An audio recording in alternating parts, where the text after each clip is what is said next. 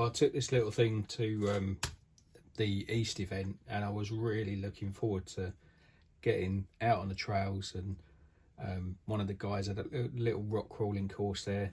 Really excited, spent ages putting this thing together and swapping bits over and putting really good bits on it, and to be honest, it's my own fault.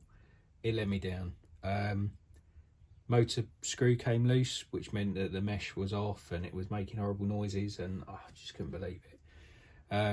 So really gutted with that. So one of the jobs this week, I need to strip this down and get to the motor, and then do the screws up.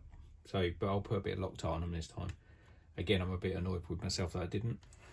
This is a Ripper. So this is a Meus Ripper V3. It's a CNC machined crawler. So the cage is machined from one piece of aluminium, and then the panels are pressed, and I think the bonnet's machined, but I think the side panels are flat, so they're probably just pressed. The front bumper is machined, but it's all CNC machined. If you're not aware of what CNC machining is, go and have a look on YouTube, and I guarantee you'll go down a rabbit hole. You'll be watching it for hours and hours and hours. Absolutely fascinating to watch. So this is a limited edition. They were limited to 100, and this is number 94. I chose this colour scheme. I thought it looked pretty cool, so I think they called it copper and silver. It's got lots of Meus bits on it. So I've got Meus, got the new diamond axles, which look amazing. A little bit wider than the standard axles. I've got a Furitech Komodo outrunner motor in there, which is what I've got to get to in a minute.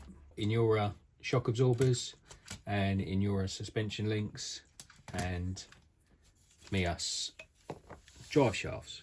So yeah, this thing's absolutely wicked. Run this 3S as well, which is quite cool, but it's a bit, to be honest, a bit mental on 3S, so tend to just run it on 2S. In all fairness, that is plenty. So I'm going to strip this down. I need to remove the skid and hopefully not remove every other single piece from it, and then I can get to the motor, put some Loctite on those screws and get that tightened up. Just putting it into perspective, this is the 10th drive unit, so this is a 550 size motor from the Mack and gearbox, and this is a Furitech Komodo outrunner motor and gearbox from the TRX4M based Meus Ripper. So just to compare the size, I haven't got particularly big fingers, but just look at my finger compared to that outrunner motor, and this thing's 3S capable, and it runs absolutely beautifully. So that's it. I've managed to I found a problem, which was, as I suspected, a loose screw, so that's my own fault. Didn't put any Loctite on it. In fact, it was they were the only two screws that I hadn't put Loctite on. So I've got that done. Everything's tightened up, so we'll get that chucked back in the Ripper. Right, well, that's that done. That was an absolute pain.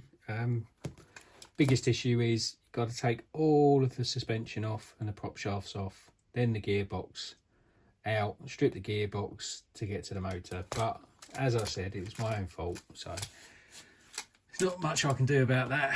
But this thing is absolutely brilliant. I love it. Just need to get some slightly stiffer springs for it. Does sag a little bit, but hey, LCG's better, right? I got the back axle all cleaned up and fitted the links with the new ends, and they're all looking pretty good, so I'm happy with that. But what I need to do now is look at the fronts. Now, the fronts were a bit worse for wear, so as you can see, the ball ends have actually fallen out, so they're obviously no good. But what I'm going to do, I'm going to remake these in the same style as the rest of them, and then fit the new ball joints, and then hopefully these will carry on for many miles more.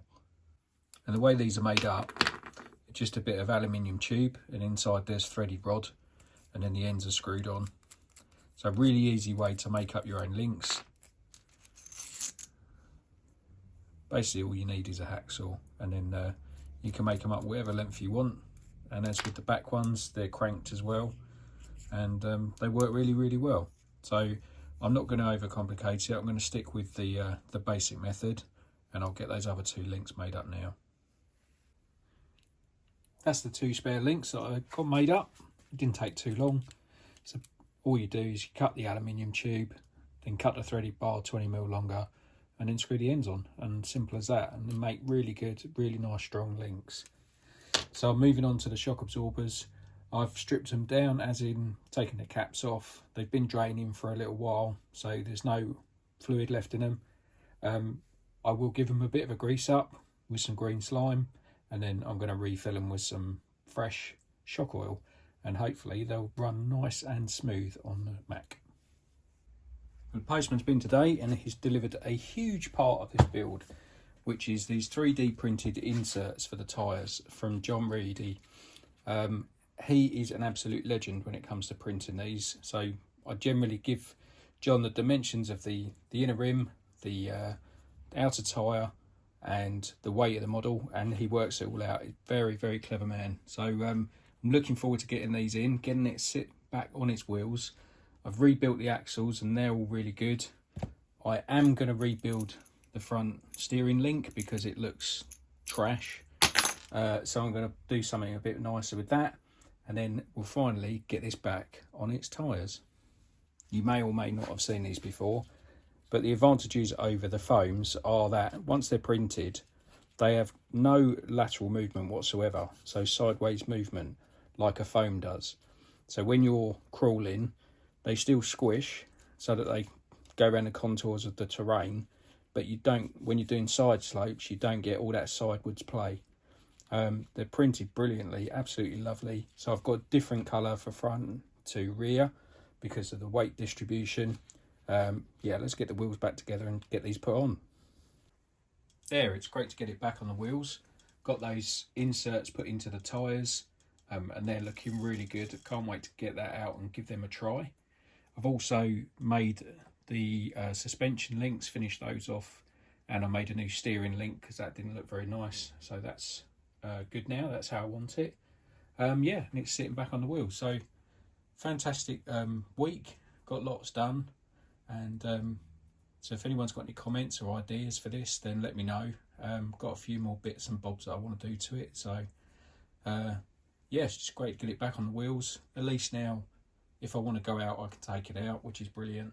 And yeah, I look forward to seeing you in the next episode.